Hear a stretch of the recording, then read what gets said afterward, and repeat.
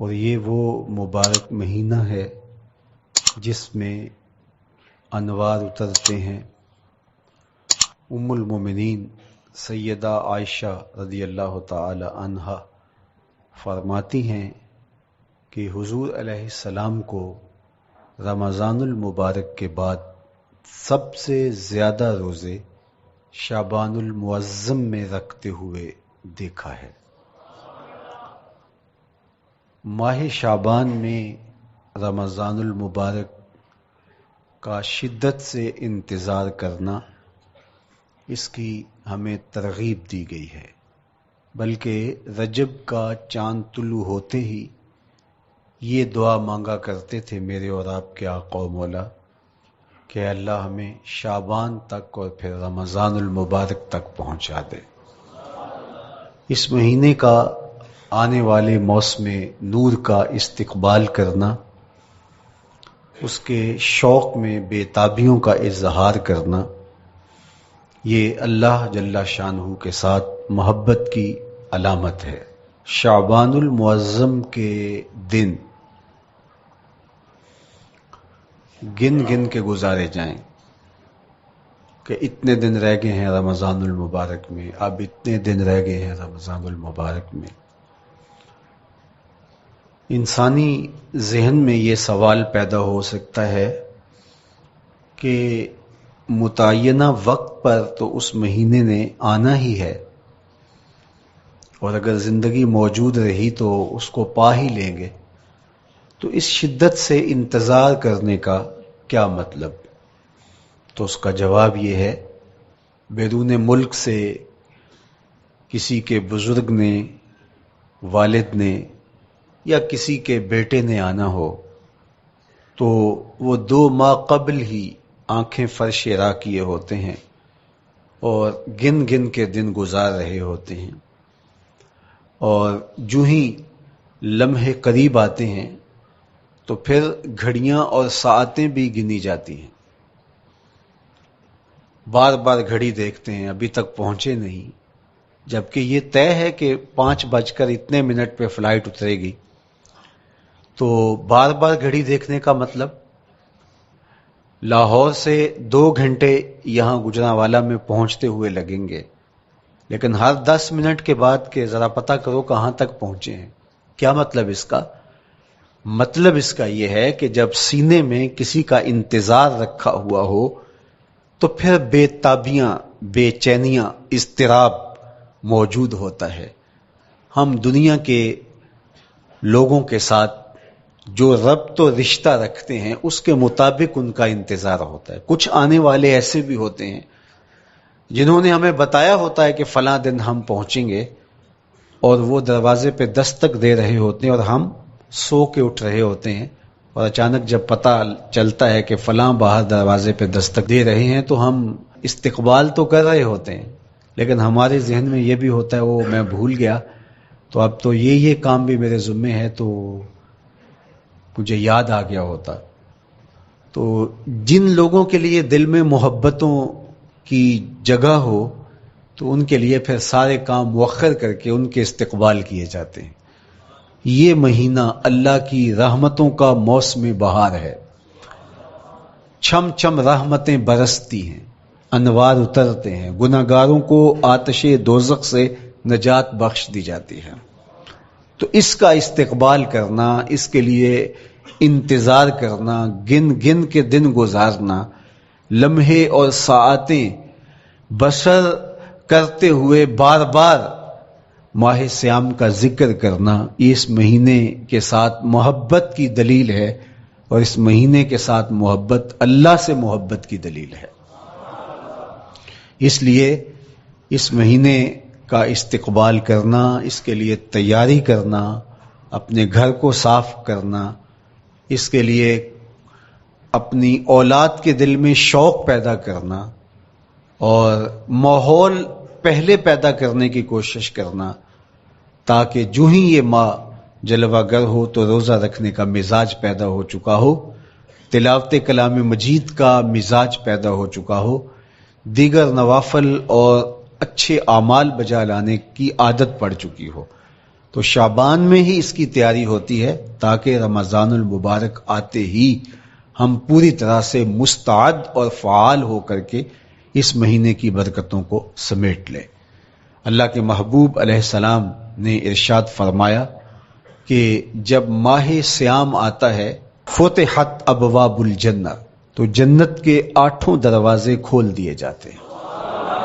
جنت تو اللہ جل شانہ کی کرم نوازیوں کا ایک ایسا خوبصورت منظر ہے کہ آج تک نہ کسی آنکھ نے اس کو دیکھا، نہ کسی کان نے سنا، اور نہ اس کا کوئی تصور کر سکتا ہے، ایسی خوبصورت بنائی ہے۔ وہاں کی ہوائیں جب چلتی ہیں تو گرد نہیں اڑتا، کستوری اڑتی ہے۔ وہاں دودھ کی، شہد کی، مائے معین، کوثر، سلسبیل کی نہریں بہتی ہیں، موتی زمرد کے محلات بنے ہوئے ہیں۔ وہ خوبصورت محل اور وہ خوبصورت جنت کا ماحول، لیکن اس کے باوجود اس خوبصورت جنت کو، مرصع جنت کو، نظیف ترین بقعۂ رحمت کو 11 ماہ تک رنگ و روغن کیا جاتا ہے رمضان المبارک کے استقبال کے لیے، اور جب یہ مہینہ آتا ہے تو اس کے دروازے کھول دیے جاتے ہیں، اور جنت کے 8 دروازوں میں سے ایک دروازے کا نام باب الریان رکھا گیا ہے، جو صرف روزہ داروں کے اعزاز و تکریم کے لیے ہے۔ روزہ دار اس دروازے سے گزر کے جنت جائیں گے۔ تو آپ اندازہ کیجئے کہ اللہ نے اس ماہ مبارک کو کیا عزت دی ہے، کیا پروٹوکول دیا ہے، کیا تکریم بخشی ہے کہ نبیوں کا امام، امام المرسلین، خاتم الانبیاء، محبوب خدا اس مہینے کے لیے منتظر رہتے کہ یہ مہینہ آنے والا ہے، یہ مہینہ آنے والا ہے۔ حضرت سیدنا سلمان فارسی رضی اللہ تعالی عنہ فرماتے ہیں کہ شعبان کی آخری تاریخ کو حضور نے ایک خطبہ ارشاد کیا۔ بعض علماء نے کہا کہ یہ شعبان کا آخری جمعہ تھا، یا ہو سکتا ہے کہ آخری جمعہ 29 شعبان کو ہی ہو۔ تو رمضان المبارک سے قبل حضور نے یہ خطبہ ارشاد کیا، جو مختلف کتب احادیث میں موجود ہے۔ یا ایھا الناس، اے لوگو، قد اظلکم شہر عظیم، اللہ نے تمہارے اوپر ایک بہت پاکیزہ، پر نور، عالی مرتبت مہینہ سایہ فگن کر دیا ہے۔ شہر فیہ لیلۃ خیر من الف شہر، اس مہینے میں ایک ایسی رات ہے جو 1000 مہینے سے بہتر ہے۔ جعل اللہ صیامہ فریدہ وقیام لیلۃ تطوع، اس مہینے کے دن کے روزے فرض قرار دیے گئے اور راتوں کا قیام نفل بنایا گیا۔ تراویح کی صورت کے اندر راتوں کے قیام کا ماحول پیدا ہوتا ہے، صلاۃ اللیل پڑھی جاتی ہے، نوافل پڑھے جاتے ہیں کثرت کے ساتھ۔ یہ اس مہینے کی شانیں ہیں، یہ اس مہینے کی رونقیں ہیں۔ اس مہینے میں اللہ تعالیٰ نے خاص کرم نوازیاں عطا کی ہیں اہل ایمان کو۔ وَمَن تَقَرَّبَ فِيهِ بِخَصْلَةٍ مِّنَ الْخَيْرِ كَانَ كَمَنْ أَدَّى فَرِيضَةً فِيمَا سَوَاهُ، ایک نفل کا ثواب ایک فرض کے برابر اس مہینے میں کر دیا جاتا ہے۔ وَمَنْ أَدَّى فَرِيضَةً كَانَ كَمَنْ أَدَّى 70 فَرِيضَةً فِيمَا سَوَاهُ، اور اگر کوئی ایک فرض ادا کرتا ہے تو اس کو 70 فرائض کا ثواب ملتا ہے۔ اس قدر نیکیوں کا اجر بڑھا دیا جاتا ہے، ان کی قیمت بڑھا دی جاتی ہے اس مہینے میں۔ اور پھر ارشاد فرمایا وَهُوَ شَهْرُ الصَّبْرِ، یہ صبر کا مہینہ ہے۔ ہونے کے باوجود بھی انسان تناول نہیں کرتا، ٹھنڈا میٹھا مشروب میسر ہے اور زبان کانٹا بن گئی، حلق خشک ہو گیا، لیکن اس کے باوجود بھی ایک گھونٹ حلق سے نیچے اتارنے کا روادار نہیں ہوتا۔ وضو کرتے بھی احتیاط کرتا ہے، کوئی قطرہ آب حلق سے نیچے نہ ٹپک جائے۔ تو یہ صبر سکھاتا ہے، جب ہو بھی تو انسان اس سے گریز کرے، تو جب ہوگا نہیں تو پھر انسان صبر کا عادی بن جاتا ہے۔ تو یہ صبر کی عادت ڈالتا ہے۔ یہ شہر الصبر ہے. پھر فرمایا والصبر ثوابہ الجنہ، اور سنو صبر کا ثواب جنت ہے. جو شخص صابر ہوتا ہے اس کا صلہ جنت کی صورت میں عطا کیا جائے گا. وشہر المواسات، اور یہ ہمدردی کا مہینہ ہے، باہمی پیار کا مہینہ ہے، الفتیں بانٹنے کا مہینہ ہے، نرم دلی کا مہینہ ہے، ایک دوسرے کے احساس کا مہینہ ہے. جب کوئی شخص بھوک اور پیاس کاٹتا ہے تو اس کو پھر محسوس ہوتا ہے، بالخصوص امراء، کہ بھوک کیا بلا ہوتی ہے. اور جو نان شبینہ کو ترستے ہیں اور جنہیں کھانا میسر نہیں آتا، ان کی زندگیاں کتنی تلخ ہوتی ہیں. تو بھوک اور پیاس احساس پیدا کرتی ہے ان لوگوں کا کہ جو اللہ کی دی ہوئی نعمتوں سے محروم ہیں. تو اس لیے یہ ایک قسم کا رحم دلی کا مہینہ ہے، پیار بانٹنے کا مہینہ ہے، یہ الفتیں تقسیم کرنے کا مہینہ ہے. وَشَهْرٌ يُزَادُ فِيهِ رِزْقُ الْمُؤْمِنِ، اور یہ ایسا مبارک مہینہ ہے جس میں مومن کا رزق بڑھا دیا جاتا ہے. روزہ کھانا بچانے کے لیے یہ اخراجات کم کرنے کے لیے نہیں ہے، بلکہ اس میں آپ کا رزق اور بڑھ جاتا ہے. ایسی ایسی نعمتیں کھانے کو ان لوگوں کو بھی نصیب ہو جاتی ہیں عام دنوں میں جو ان کا مقسوم نہیں ہوتی. دسترخوان لگتے ہیں، افطاریاں ہوتی ہیں، سحری کے لمحات ہوتے ہیں. کوئی کسی کو ویسے کھانا کھلائے تو اس دسترخوان پہ کھانے کے لیے آنا اس کا اور رنگ ہوتا ہے. لیکن افطار کا دسترخوان جب بچھتا ہے اور لوگ جب اس کے اوپر آتے ہیں، امیر بھی آتے ہیں، غریب بھی آتے ہیں، تو اللہ کی دی ہوئی نعمتیں جو دسترخوان پہ پڑی ہوتی ہیں ان کو اٹھاتے ہیں، کام و دہن کی تسکین کا سامان کرتے ہیں. عزت نفس بھی مجروح نہیں ہوتی اور طرح طرح کی نعمتیں کھانا بھی دستیاب ہو جاتی ہیں. تو یہ ایک مہینہ ہے مواسات کا، اس میں رزق بڑھ جاتا ہے. غرباء تک بھی اللہ کی نعمتیں وہ پہنچتی ہیں جو عام دنوں میں ان کو میسر نہیں ہوتی، اور امراء بھی نعمتوں کا لطف لیتے ہیں. نعمتوں کا مزہ انہیں آتا ہے اس لیے کہ بھوک کاٹنے کے بعد جب ان کو نعمت میسر آتی ہے تو پھر انہیں احساس ہوتا ہے. جو شخص ہر وقت سیراب رہتا ہے تو اس کو کیا پتا کہ شدید بھوک کے بعد کھانے کا لطف کیا ہوتا ہے. سخت پیاس کے بعد میٹھا اور ٹھنڈا مشروب جب رگوں کو تر کرتے ہوئے معدے تک پہنچتا ہے تو اس کی تراوت، اس کی ٹھنڈک، اس کی لذت، اس کا کیف و سرور، اس کی عذوبت کس طرح راحت بخشتی ہے. اسی لیے میرے اور آپ کے آقا و مولا نے ایک دوسرے مقام پہ ارشاد فرمایا للصائم فرحتان، فرحتن عند فطرہ و فرحتن عند لقاء ربہ. روزے دار کے لیے دو خوشیاں ہیں. ایک خوشی اسے تب ملتی ہے جب وہ روزہ افطار کرتا ہے، وہ لمحے مسرتوں کے ہوتے ہیں، ایک روحانی احساس ہوتا ہے.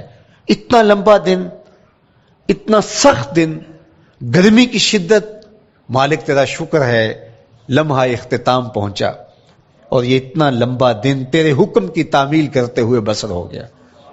ایک تو روزہ کھولتے ہوئے وہ ایک سرشاری ہوتی ہے، وہ ایک لذت ہوتی ہے، روحانی تسکین ہوتی ہے. آج کل وہ افطار کے دسترخوان لگتے ہیں تو جس طرح ہمارے سارے معاملات جو ہیں وہ ملوث ہو گئے ہیں ریا سے، تسنن سے، اس طرح افطار بھی ایک فیشن کے طور پہ فروغ پا رہی ہے. تو اس میں امراء کو اور شخصیات کو بلایا جاتا ہے اور ایسے لوگ کثرت کے ساتھ ہوتے ہیں جن کا روزہ بھی نہیں ہوتا. تو پھر ظاہر ہے رسمن تو اتنی دیر تک وہ کچھ نہیں اٹھا سکتے جب تک اذان کی آواز نہیں آتی، افطار کے لمحے نہیں آتے. تو اس وقت جو روزہ دار ہوتا ہے جب وہ مشروب لے رہا ہوتا ہے، جب وہ کوئی لقمہ اتار رہا ہوتا ہے، تو اس کی جو فرحت ہوتی ہے، اور جس نے روزہ نہیں رکھا اور وہ بھی افطار کے دسترخوان پہ بیٹھا ہے، تو کیا اس کو کوئی روحانی حظ، کوئی سرور، افطار کے لمحوں کا کوئی لطف مل سکتا ہے؟ وہ بیچارہ کتنا بے چین ہوتا ہوگا کہ یہ شخص ہے کمزور ہے، سارا دن مزدوری کر کے آیا ہے اور اس کا بھی تو سارا دن گزر گیا بھوک اور پیاس سے، اور میں صحت مند ہوں اور سارا دن ٹھنڈے ماحول میں رہا ہوں اور مجھے توفیق نہیں ملی. تو وہ گھونٹ کتنے مشکل اس کے لیے ہوتے ہوں گے. اور روزہ دار کے لیے کس قدر وہ آسودہ بخش لمحے ہوتے ہیں کہ جب اس کو یہ مسرت ہو رہی ہوتی ہے کہ مالک تیرا شکر، گرم موسم، زبان کانٹا، حلق خشک، اور تو نے تکمیل تک لمحے پہنچائے اور میرا دن خیریت سے گزر گیا. تو وہ اس کے لیے ایک خوشی کا لمحہ، روحانی مسرت کی کیفیت. اور دوسری کہ جب وہ ٹھنڈا اور میٹھا مشروب، سارے دن کی سوکھی ہوئی زبان اور خشک حلق، اور انسان کی جو ہے وہ رگیں بھی، انتڑیاں بھی خشک ہو چکی ہوتی ہیں، تو ٹھنڈا اور میٹھا مشروب جب انسان کے معدے کی طرف بڑھ رہا ہوتا ہے، زبان بولے نہ بولے، ایک ایک رواں اللہ کی حمد بول رہا ہوتا ہے، اور تشکر انسان کے رگو ریشہ سے ادا ہو رہا ہوتا ہے، اور اس کی کیفیت، اس کی سرشاریاں، اس کی لذتیں وہ دیکھنے کی ہوتی ہیں. تو کہا للصائم فرحتان، روزے دار کو تو ایک فرحت اس وقت ملتی ہے عند فطر ہی، جب وہ روزہ کھولتا ہے، روحانی فرحت بھی، جسمانی فرحت بھی.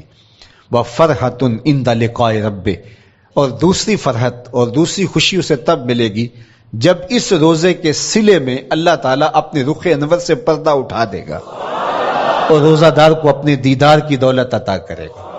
تو وہ پھر منظر دیکھنے والا ہوگا، روزہ دار کی آنکھیں ٹھنڈی ہو جائیں گی. اصل افطار تو وہ ہوگی نا، اللہ اکبر، اصل تو شربت دیدار ملے گا جو روح کی پیاس بجھا دے گا، جو من کی بھوک مٹا دے گا. تو کہا للصائم فرحتان، فرحۃ عند فطرہ وفرحۃ عند لقاء ربہ. روزہ دار کے لیے دو خوشیاں ہیں، ایک خوشی وہ ہے جب اس کے جسم کی پیاس بجھتی ہے، اور ایک خوشی تب ملے گی جب روح کی بھوک مٹے گی، جب من کی پیاس بجھے گی، اور پھر وہ سرشاریوں کے عالم میں دیکھتا ہی چلا جائے گا، اور وہ سیراب ہی نہیں ہو پائے گا کہ میں ان دو آنکھوں سے دیکھ رہا ہوں، کاش کہ لوں لوں دے مڈ لک لک چشمہ، ایک کھولا تے ایک کجا ہوں.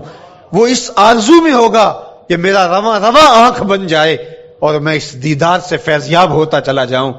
تو وہ کیا لمحے ہوں گے، وہ کیا گھڑیاں ہوں گی، وہ کیا ساعتیں ہوں گی، کوئی لفظ نہیں ہے جن لفظوں میں ان حقیقتوں کو بیان کیا جا سکے، اس لیے کہ وہ منظر ہی وراء الورا ہوگا.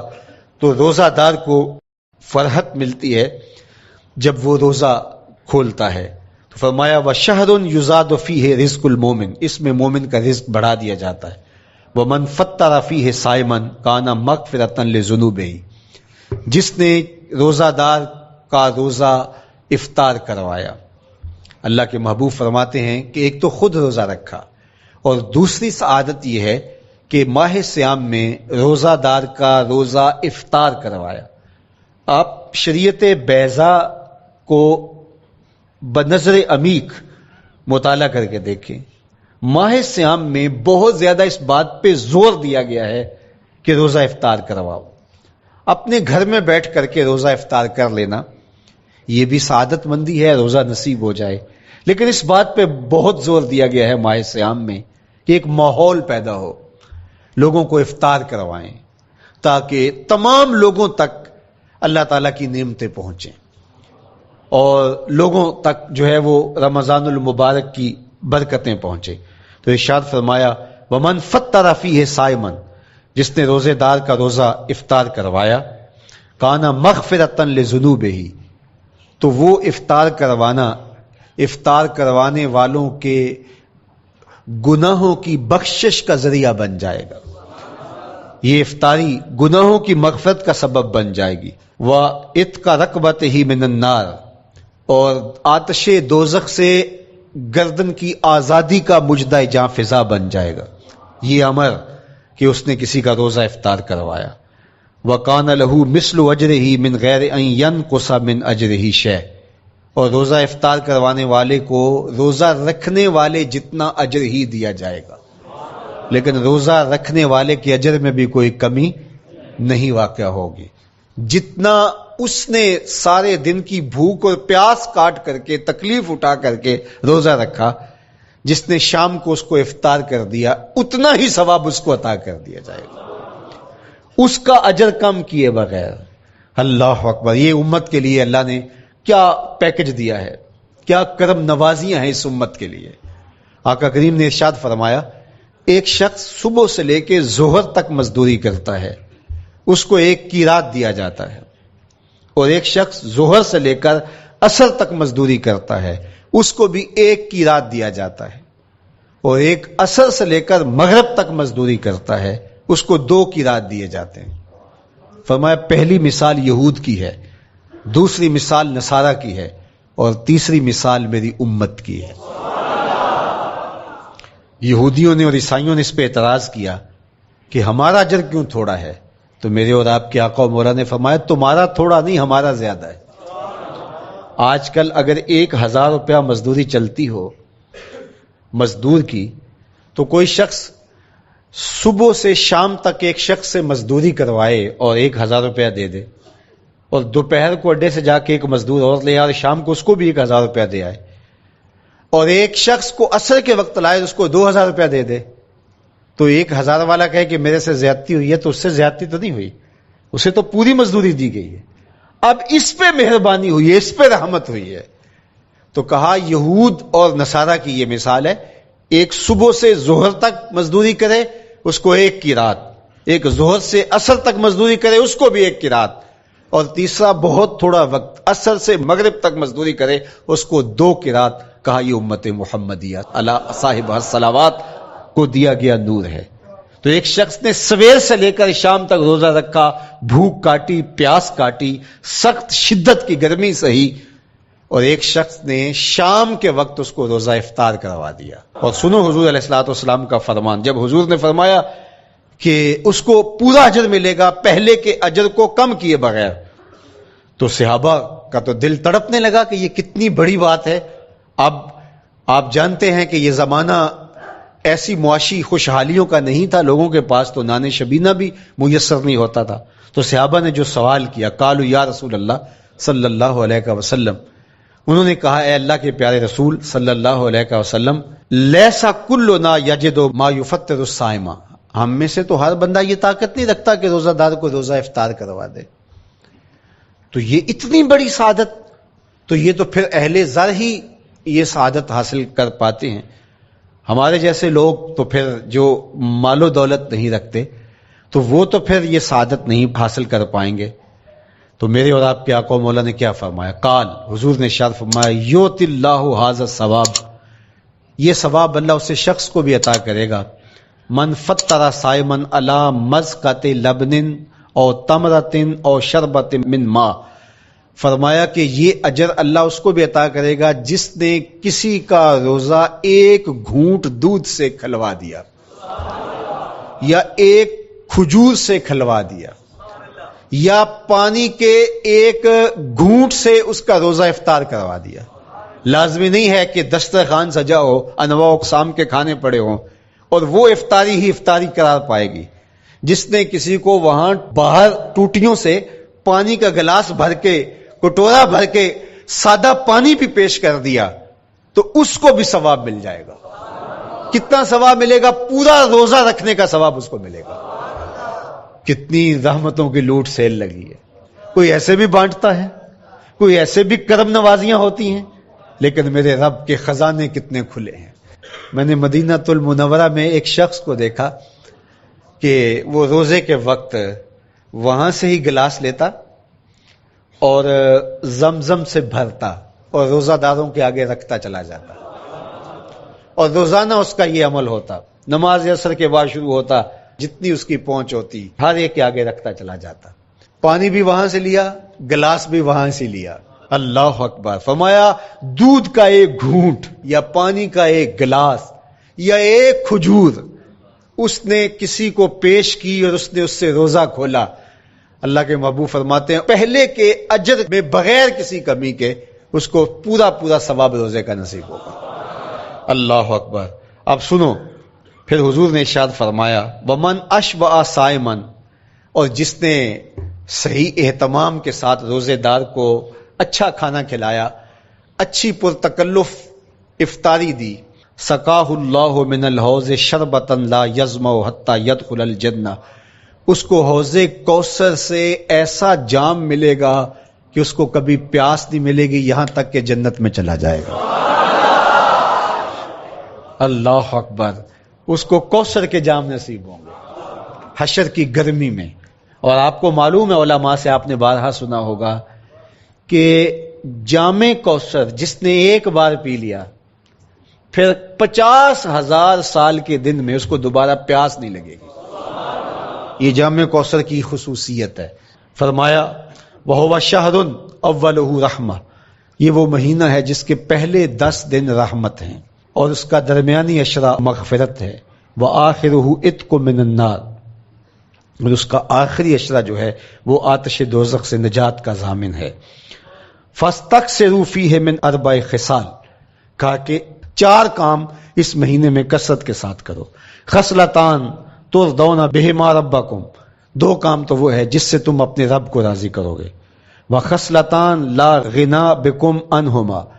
اور 2 کام ایسے ہیں کہ ان سے بے نیاز نہیں ہو سکتے تو وہ تمہیں کرنے پڑیں گے. اما الخصلتان اللتان ترضون بہما ربکم. وہ 2 خصلتیں، 2 کام جن کے ذریعے سے تم اپنے رب کو راضی کر سکو. فشہادت اللہ الہ الا اللہ. وہ گواہی دینا ہے لا الہ الا اللہ. وتستغفرونہ. اور تم کثرت سے استغفار کرو، اللہ سے بخشش مانگو. یہ 2 کام تم نے کرنے ہیں. وَأَمَّا الْخَصْلَتَانِ اللَّتَانِ لَا غِنَىٰ بِكُمْ عَنْهُمَا. اور وہ چیزیں جن کے بغیر تمہیں چارہ نہیں ہے. فَتَسْأَلُونَ الْجَنَّةَ وَتَعُوذُونَ مِنَ النَّارِ. اللہ سے جنت طلب کرو اور دوزخ سے پناہ مانگو. تو یہ 2 کام جو تمہاری ضرورت ہے تم اس مہینے میں کثرت کے ساتھ کرو. تو یہ مہینہ رحمتوں کی لوٹ سیل کا مہینہ ہے. یہ کرم نوازیوں کے امٹتے ہوئے دھارے ہیں. یہ سیل رحمت ہے جو کہ من کی سیرابی کا سبب اور ذریعہ ہے. خوش نصیب ہیں جو ماہ صیام کو خوبصورتی کے ساتھ بسر کرتے ہیں، اس کے آنے سے پہلے استقبال کرتے ہیں، گھروں میں صفائی کریں، اہتمام کریں، مساجد میں اہتمام کریں، تاکہ بچوں میں یہ شوق پیدا ہو کہ ماہ صیام آ رہا ہے. جب ہم بچے تھے تو ہمارے والدین رمضان المبارک سے قبل ہی رمضان المبارک کی تیاریاں شروع کر دیا کرتے تھے. اس وقت گھر میں شربت تیار ہوا کرتے تھے گڑ کے، اور وہ پہلے ہی مائیں گھر میں تیاری کرنا شروع کر دیا کرتی تھی. ایک شوق پیدا کرنا مقصود ہوتا ہے. تو کچھ چیزیں ایسی ہیں کہ آرڈر لکھیں اور 1 سیکنڈ میں گھر پہنچ جائے، لیکن کچھ چیزیں یہ جو ہے وہ تیار کرنی چاہیے، شوق پیدا ہو. گھروں کے اندر ماؤں کو چاہیے کہ افطاری کو اہتمام کے ساتھ تیار کریں تاکہ بچوں کو شوق پیدا ہو اور یہ ایک ماحول پیدا ہو، قرآن مجید کی تلاوت کا ماحول پیدا ہو، جاگنے سونے کے جو ہے وہ شیڈول مرتب کیے جائیں، مساجد کی آبادی کا سامان کیا جائے. پچھلے سال تو بڑا اداس رمضان گزرا، اس لیے کہ کرونا کے حوالے سے جس طرح ملکی حالات تھے وہ آپ کے سامنے تھے. اس مرتبہ الحمدللہ اس طرح کے حالات نہیں ہوں گے. کچھ SOPs کو آپ کو فالو کرنا ہوگا، لیکن مسجدوں کی انشاءاللہ رونقیں بحال رہیں گی، اور صلاۃ و تراویح اور سحر و افطار کے لمحے، نوافل، تسبیحات، اذکار، نمازوں میں 5 گانہ حاضریاں، یہ کیسا خوبصورت ماحول ہوتا ہے. رحمتیں برس رہی ہوتی ہیں، انوار اتر رہے ہوتے ہیں، اور وہ کیا خوبصورت لمحے ہوتے ہیں اور کیا گھڑیاں ہوتی ہیں. انشاءاللہ امسال مرکز مصطفیٰ کے اندر صلاۃ التراویح کے لیے خاص طور پہ ہم اہتمام کر رہے ہیں. میری آرزو تھی کہ جب مرکز کی تکمیل ہو تو پھر رمضان المبارک کا اہتمام کے ساتھ جو ہے وہ ہم انتظام و انصرام کیا کریں گے. چونکہ اس سے قبل بہت سارے تعمیراتی کاموں کی وجہ سے ہم الجھے رہتے تھے، لیکن اللہ کے فضل سے اب مرحلہ اول کی تکمیل ہو گئی اور مرحلہ ثانی کی طرف ہم بڑھنے والے ہیں. تو اس رمضان المبارک کے اندر ہمارے لیے بیٹھنے کی جگہ، خواتین کے لیے انتظام، افطار کے لیے، سحر کے لیے، دوستوں کے لیے انشاءاللہ خوبصورت اہتمام ہوگا. بہت اچھے قاری قرآن جو ہے وہ صلاۃ التراویح پڑھائیں گے، تو وہ میٹھے اور دل آویز لہجے اور مرکز کا ماحول انشاءاللہ ذکر و فکر کے حلقے بھی ہوں گے، دروس قرآن کے حلقے بھی ہوں گے.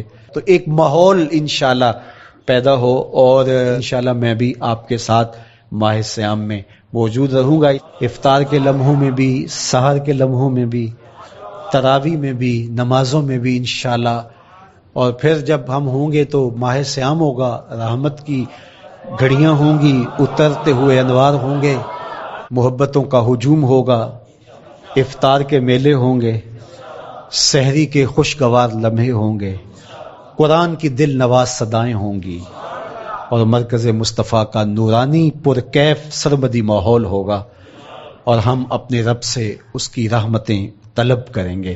اللہ ہم سب کو اپنی پناہوں کا حصار دے۔ والسلام علیکم ورحمۃ اللہ۔